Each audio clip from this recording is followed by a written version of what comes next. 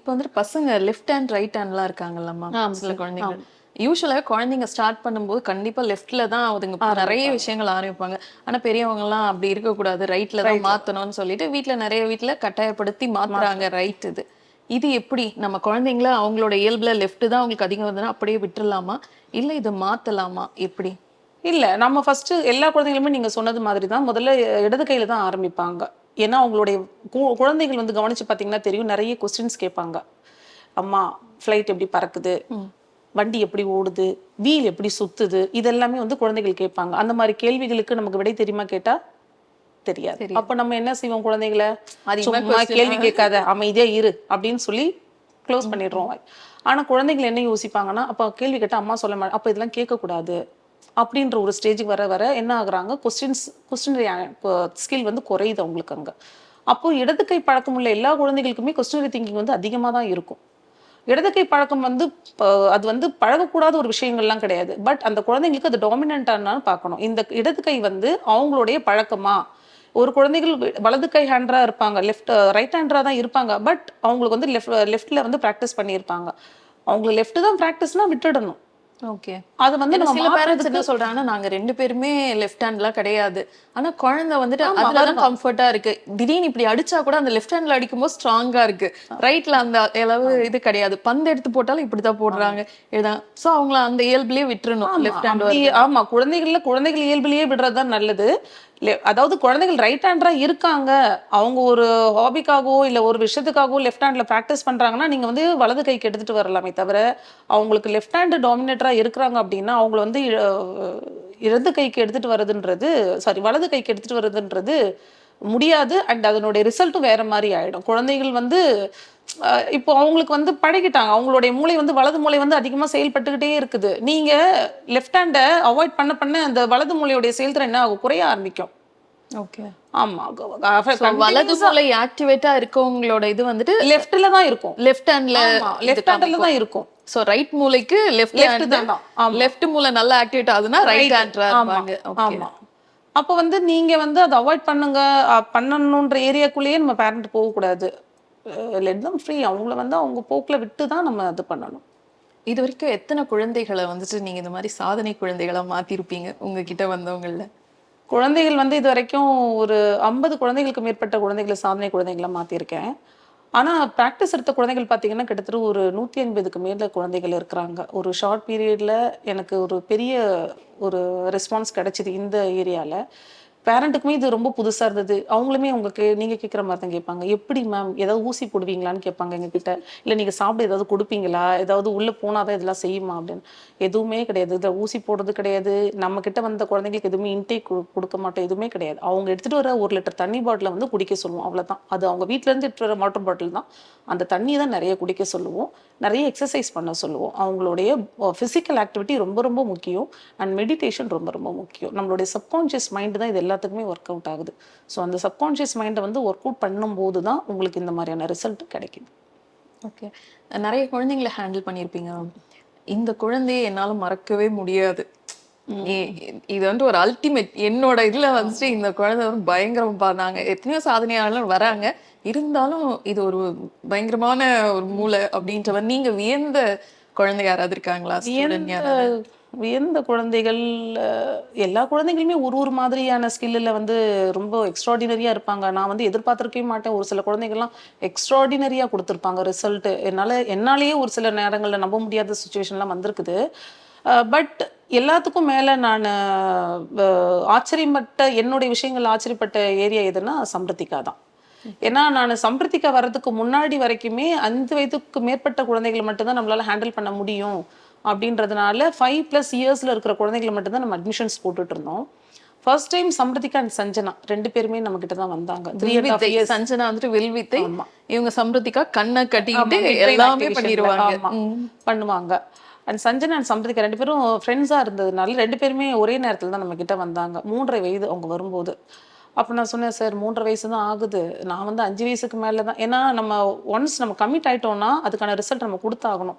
Result கொடுக்கலன்னா நம்மளுடைய name spoil ஆகிடும். அண்ட் எனக்கு அது ரொம்ப பெரிய தர்ம சங்கடம் ஆகிடும்ன்றதுனால அவங்க பேரண்ட் கிட்டேயுமே சொன்னேன், சார் நான் இது வரைக்கும் 5+ இயர்ஸ் தான் எடுத்துட்டு இருக்கேன், ஃபர்ஸ்ட் டைம் 3.5 இயர்ஸ்ல எடுத்துட்டு வந்திருக்கீங்க, எனக்கு தெரியல சார் எப்படி ரிசல்ட் வரும்னா. இல்லை மேம் அவள் சும்மா உட்காந்துருக்கட்டும், கவனிச்சா போதும், எனக்கு அவள் இங்கே வந்தால் போதும், நீங்கள் ரிசல்ட் கொடுக்குறீங்கன்றதெல்லாம் செகண்டரி, ஃபர்ஸ்ட் அவள் இந்த இந்த இடத்துக்கு அவள் வரணும் அப்படின்னு சொல்லிட்டு சஞ்சனாப்பாவும் அதுதான் சொன்னாங்க. அண்ட் சம்ருதிகா பேரண்ட்டுமே அதுதான் சொன்னாங்க. அப்புறம் நான் விட்டுட்டேன், சரி வரட்டும் வந்து உட்காந்துருக்கிட்டு என்னதான் நடக்குதுன்னு பார்க்கலாம் அப்படின்னுட்டு. என்னாலே நம்ப முடியல, அவங்க 2 பேர் தான் எனக்கு பெஸ்ட் ரிசல்ட் கொடுத்தது, சஞ்சனா அண்ட் சம்ருதிகா. அதில் சம்ருதிகா வந்து எக்ஸ்ட்ராடினரினா என்ன சொல்றதுன்னா, ரொம்ப ஷார்ட் பீரியட்ல வந்து அவளுடைய ஃபர்ஸ்ட் ரெக்கார்டே பார்த்தீங்கன்னா ஒரு 1 மினிட்ல ஒரு 140 கலர்ஸ் வந்து ஐடென்டிஃபை பண்ணான் குழந்தை, கண்ணை மூடிட்டு. அதுதான் அவளுடைய first record. 5 rupee. Okay. 50 rupee. 4DT777475. எப்படி வாங்கினோன்னே சொல்றீங்க கரெக்டா தெரியலையே. இது 500 2AS447760.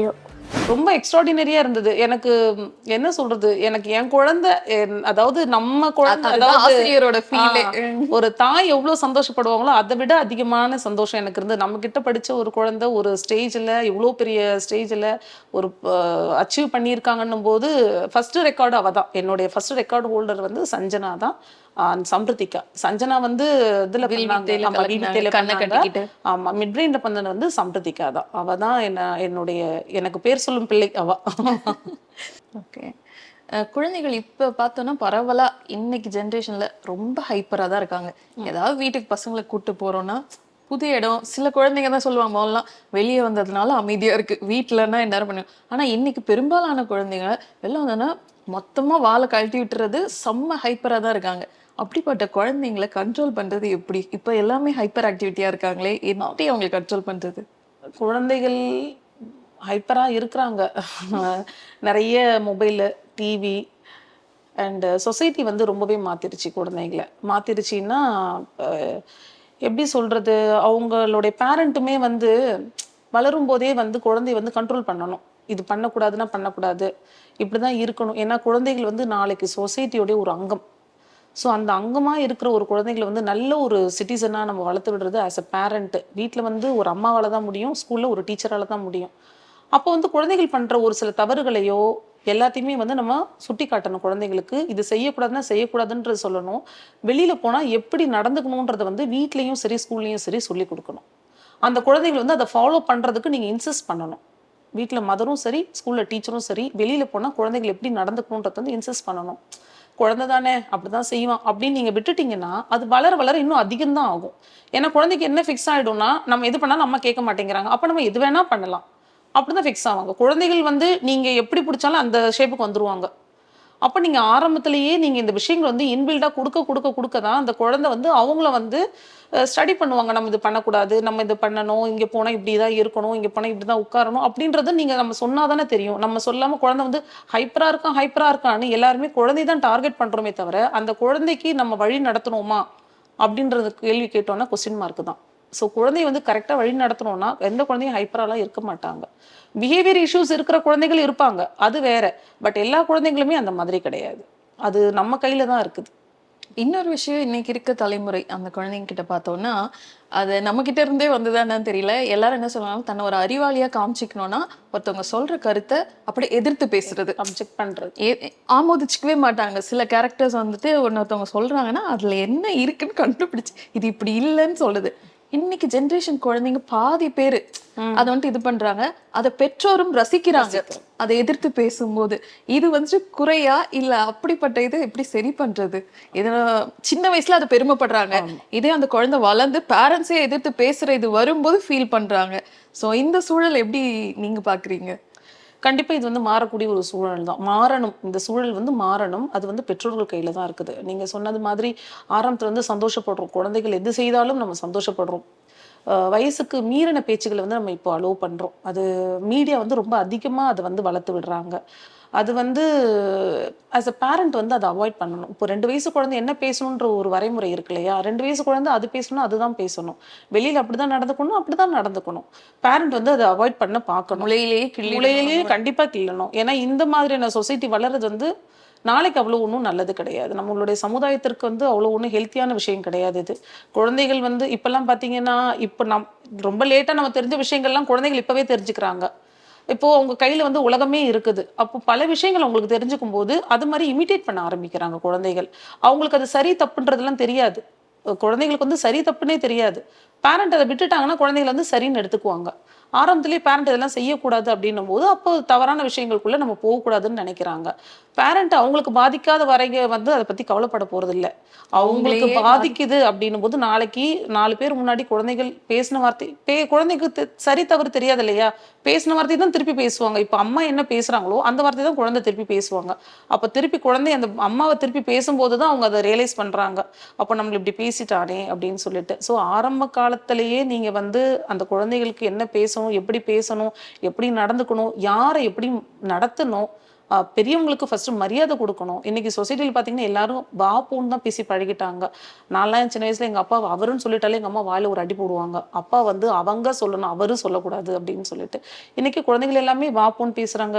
பேர் சொல்லி கூப்பிடுறது அப்யூஸ்லி அவங்க அப்பா கூப்பிடுறாங்க, அதனால குழந்தைகள் கூப்பிடுறாங்க. அது தவறுன்னு சொல்ல முடியாது. பட் மரியாதையை கொடுத்து பேசுறதுன்றது இன்னைக்கு சமூகத்துல ரொம்பவே குறைஞ்சிருச்சு. அதுவும் குறிப்பா பெரியவங்களுக்கு கொடுக்குற மரியாதைன்றது ரொம்பவே குறைஞ்சிருச்சு. வீட்ல இருந்து அதை ஸ்டார்ட் பண்ணணும். ஆமா, கண்டிப்பா ஸ்டார்ட் பண்ணணும். அதுக்கு பெற்றவர்களுக்கு மிகப்பெரிய பங்கு இருக்கு. அவங்க அதை கொஞ்சம் மாத்தணும். பேரண்ட்ஸ்க்கு நீங்க சொல்ற அறிவுரை இறுதியா? பேரண்ட்ஸுக்கு நம்ம அறிவுரை சொல்ற மாதிரிலாம் இல்லைங்க. பேரண்டே ஓரளவு எல்லாமே தெளிவாக தான் இருக்கிறாங்க. பட் என்னன்னா ஆரம்ப காலகட்டத்திலேயே குழந்தைகளை வந்து நல்ல விதமா வளர்க்கணும். நான் சொன்ன மாதிரி நாளைய சமூகத்தினுடைய பெரிய அங்கமா இருக்க போறது வந்து குழந்தைகள் தான். அவங்க நாளைக்கு எந்த பெரிய தலைவரானாலும் மாறலாம். யாருமே இப்படிதான் வருவாங்கன்னு சொல்ல முடியாது. பட் நாளைக்கு சொசைட்டில ஒரு டாக்டராவோ, ஒரு இன்ஜினியரோ, ஒரு பொலிட்டீஷியனாவோ, யாரோ ஒரு கடைநிலை ஊழியரா கூட இருந்தாலுமே அவங்க கரெக்டா இருந்தா மட்டும்தான் அந்த சொசைட்டியோ, அந்த ஆஃபீஸோ, அந்த வீடோ ஹெல்தியான ஒரு விஷயமா இருக்கும். ஸோ நம்ம சொசைட்டிக்கு நல்ல ஒரு மனிதனை, நல்ல ஒரு சந்ததியினரை விட்டுட்டு போறோன்ற ஒரு திருப்தியோட, அந்த ஒரு பொறுப்போட குழந்தைகளை வளர்க்கணும் இன்றைய தலைமுறை பெற்றோர்கள். அவங்களுக்கான என்னுடைய வேண்டுகோளா நான் இதை சொல்றேன். ஓகேம்மா, நாங்கள் கேட்ட எல்லா கேள்விகளுக்குமே ரொம்ப தெளிவாக பேசியிருந்தீங்க. ரொம்ப நன்றி. உங்களுடைய நேரத்தை ஒதுக்கி வந்து எங்களுக்காக இவ்வளோ தூரம் பேசினதுக்கு ரொம்ப நன்றி. நன்றி. எனக்கு இப்படி ஒரு வாய்ப்பு கொடுத்த ராணி பத்திரிகைக்கு அண்ட் இங்கே இருக்கிற எல்லாருக்குமே ரொம்ப நன்றி.